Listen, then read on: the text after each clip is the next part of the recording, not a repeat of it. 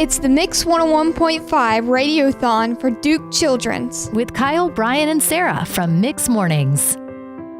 Welcome back to the 31st annual Mix 101.5 Radiothon for Duke Children's. If you're with us right now, you are about to meet one of the most special individuals that we'll have the opportunity to interview throughout this Radiothon. She was TED Talking us right before we even cracked the mics. Seriously. She's brilliant, and I can't wait for you guys to meet her. She is going to teach us all a lot about what it is to be brave and do the most with the opportunities you're given in life.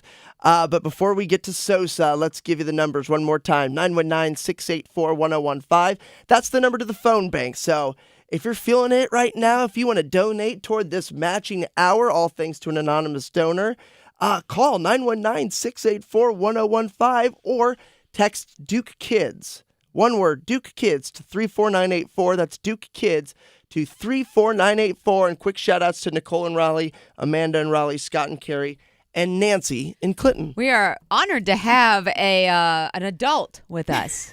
You started out as a kid with Duke Children's, and now you're an adult, and that is the goal. And we'd like to introduce you to Sosa, and I'm going to attempt your last name. It's beautiful. Evbumwam? No, Eboman. I was nowhere near it. I tried. I'm so sorry. It's okay. But so your journey into Duke Children's involved sickle cell, yes, which is a very painful disease. Yes. And it's a blood disorder. Yes. So tell us about your journey and how you became part of this whole family. Absolutely. Thank you all so much for having me this morning. So for the first 12 years of my life, I grew up with sickle cell disease. I remember the disease mostly for having joint pain, specifically more in my right knee.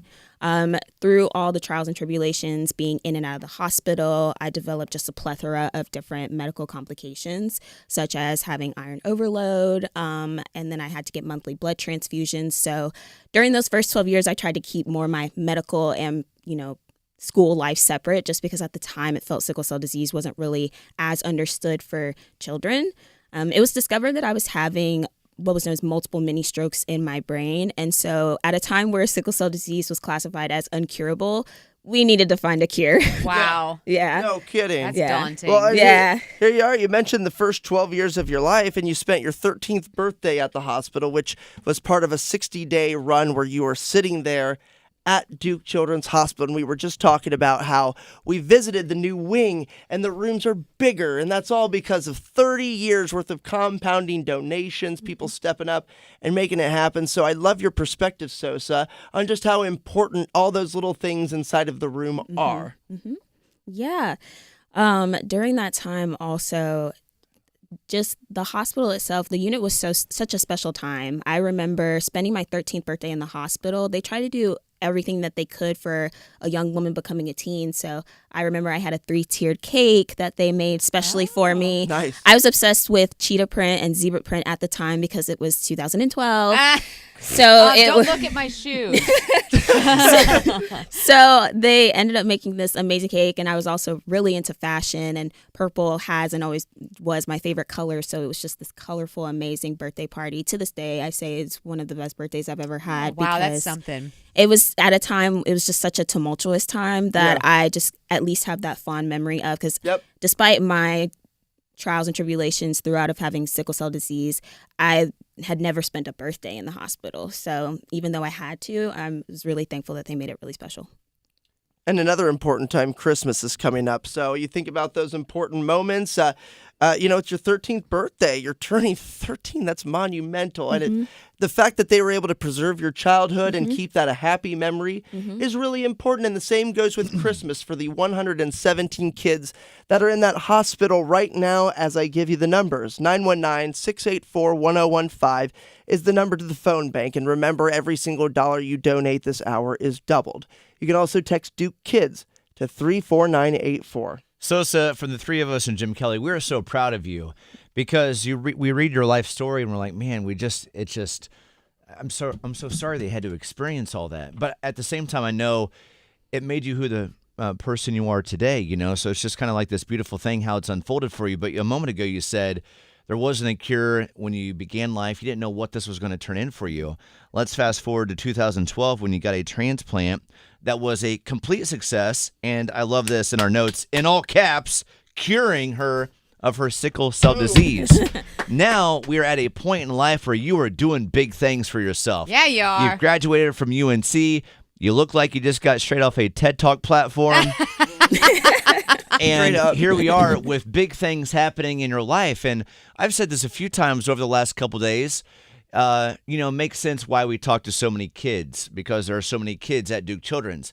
But I love some of these after conversations of like, you went through it, but because of Duke Children's, you get to now have a next chance in life. And I'd love for you to tell the audience, because of Duke Children's, what is that next for you, Sosa, after you've been cured of sickle cell? Absolutely. So I'm so thankful for my care team at Duke. One thing that's made it really special was after transplant, they weren't just done with me. They stayed connected with me to this day. The medical director and the physician that was primary on my care team has kept tabs on me and my family because we went through something together. As you said, I sit before you completely sickle cell disease free, which was just something that was unheard of at the time. But now I've been diligently working towards pursuing medical school. I've always wanted to be a physician since I was a child, and that definitely was inspired from my time being in and out of the hospital. I was the curious kid patient, always asking the nurses, what are you doing to me? What medications are you injecting into my IV? And it was, magnified, especially during my time during transplant. So through that experience, especially in, because I don't know if you know, we had 2 transplants. One of them failed in 2011, and the second one was completely experimental. So I was the first pediatric patient in the world to do that procedure for sickle cell disease. So my parents stepping out on a lot of faith, we went through that second transplant, and had we not failed the first time, we wouldn't have not only cured me, but pioneered something for children after me. Yeah, that's what Duke is known for. Yeah. Doing these pioneering treatments. And that's what your money is being asked for in this hour, especially. We're doubling your money. Call 919-684-1015. Text Duke Kids to 34984. And it always blows my mind when anyone goes through these types of things that you want to stay in the medical field, because I'm sure there are some that want to run for the hills and never look back. But you're like, no, this was incredible. I'm capable of taking this on and making a change. You are incredible, Sosa. I'm like in awe of you right now. I think it also says a lot to you. I'm sorry, Brian, I know you had a question for her. I'm going to lose that thought. Is Sosa, that you trusted Duke Children so much that you were, okay with saying, you know what, I'm going to do the first ever procedure, and here we are. So thanks for having that type of courage to say, yeah, let's do it, and look where you are now. Well, and that's where my curiosity peaked. Curious kid number 2 in the studio. I guess it was your decision, but like it was your parents' decision. You mentioned they had to step out on a lot of faith, and doctors and nurses, they trade in trust. You have to build a relationship. So I am curious, if your parents have told you why they trusted Duke so much, and how they were able to have that faith to put their child literally in Duke's hands and say, please save her with something that's never been proven. My family, I come from a religious family. My family, they stepped out on faith because we believe in God. My parents had literally the faith of a mustard seed and were able to take that leap because they trusted the doctors that were going to be in charge. They had previously worked with Dr. Paul Martin, and so he was also going to spearhead the next treatment. And so from that, they felt safe. And it was something that they knew that it was their decision. It was their risk. There were a lot of decisions that I know they had to make during transplant that to this day I probably don't know about.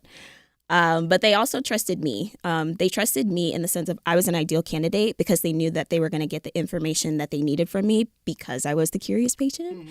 And I know you mentioned that some people run away from this sort of medical trauma. And I talk about that when I give my public speeches because I've been doing this for over 10 years, advocating for cord blood sickle cell disease patients. And I always say that when you go through something like this, you either run to the field of healthcare or you run from it. And for me, I was just always someone that I knew that I was always going to run to it because of the way that sickle cell disease previously didn't have some option for people to potentially be cured. Right. So my parents always emphasized to me during that time that it was really important for me to be able to speak about that experience. One, to help my own mental health of the extremely traumatic thing we had gone through, but two, to also help inspire and motivate further research for others to be cured. Girl, you are amazing. I have goosebumps. You are incredible. And to think, this is what you're a product of Duke Children's, and like this powerful woman we're hearing from right now. Girl, you are going to move mountains. You know what? Can't take it. I'm gonna get about the numbers. Sorry, but people. No, I thought you were going to go 5 minutes in the hallway and do somersaults and cartwheels and shoot off party poppers in Sosa's name. That may still happen, but in this moment, I mean, if you hear this woman are as much in awe as I am, call right now and give a little money to help someone else with sickle cell who might need the transplant that she got and might need the 3-tier birthday cake that you got, because sitting in a hospital room for 6 months, I cannot imagine. I really can't. So 919-684-1015. Text Duke Kids to 34984. This is the stuff we're talking about. You're the product that everybody wants the outcome to be at Duke Children's. A smart, amazing, prolific person that's about to go and change the world. 919-684, no pressure, 1015. Text Duke Kids to 34984. You're going to have Sarah on retainer as your personal You're going to be my new life woman. coach. I'm like, Sosa, I need some help. Tell me that I'm smart. Well, another name, before we wrap up, another name we need to shout out is Dr. Joanne Kurtzberg, who I was reading your story and I'm like, wait, why is that name familiar? Oh, yeah, that's right. Yeah. We talked to Parker earlier. Yesterday, who was one of the first ever to receive a bone marrow transplant from Duke Children's. Also, by the way, that having to do with cord blood transplants. It was something you advocate so hard for. And you just think about that type of research and the quality of doctors at Duke Children's. This woman, you want to talk about moving mountains, Joanne Kurtzberg gets it done because she does. She's saving Parker's life and getting him into his mid-20s now.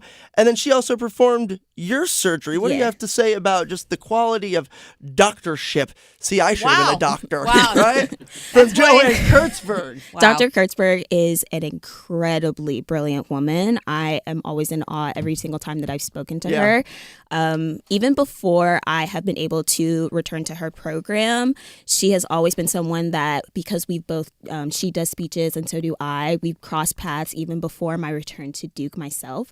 So I've been able to talk to her, receive mentorship from her, because she knows that I'm also pursuing medical school. I cannot sing her praises enough. Dr. Kurtzberg and Dr. Paul Martin, both of those are two pivotal people in my desire of wanting to be a physician just like them. And you are right. Dr. Kurtzberg moves mountains. The amount of research that she does and continues to do, and just hearing about it as I'm able to in the position that I'm in currently, I'm always in awe of her. She's phenomenal. Yeah, thank you to all those doctors and to Dr. Kurtzberg. I mean, she's a doctor, she's a mentor, she's doing research on the side, she's doing it for everybody all the time. So we are so proud of you. Thank you. I love that back in 2012, you got cured from sickle cell, and then you went right to work making sure other patients and other kids your age and others, you told them, you know what, we're going to be okay. I got you on this. So we are so proud of you making it happen for so many, and what will become of your future. We can't wait to see what's next for you. Sosa, thank you for coming Thank you so much for having me. Thank you. Make a donation in honor of Sosa and for all the other patients and families out there at Duke Children's right now. You can call 919-684-1015. You can text in Duke Kids to 34984 or go online to WRAL-FM.com. If you are just joining us, don't forget, it is a matching hour right now by an anonymous donor. Thank you so much for that. Let's make it happen. It's a 31st annual Mix 101.5 Radiothon for Duke Children's. The season of savings is here.